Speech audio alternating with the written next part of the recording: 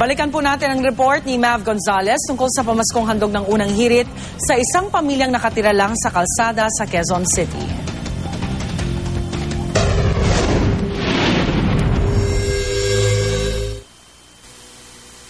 Para sa karamihan, isang masayang panahon ng Pasko. Pero paano kung sa kalsada ka lang nakatira? Alauna pa lang ng madaling araw, nadaanan namin sa Barangay Teachers Village sa Quezon City si Inday na naglilinis ng kariton. Dahil kapos sa pera, ang dalawang karitong ito ang nagsisilbing tahanan ng kanyang pamilya. Minsan nahihirapan din kung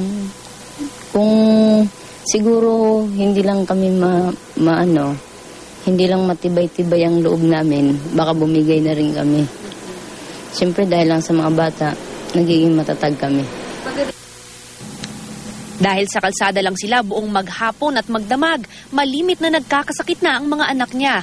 Kaya naman ang pangarap lang ni Inday, magkaroon kahit maliit na tirahan. Siyempre pangarap ko sa kanila mabigyan sila ng magandang buhay ba?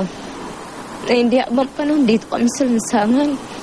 Kasi napakahirap din kasi minsan Naalala ko rin lumalaki sila Hindi naman sila magkakasya dyan sa kariton.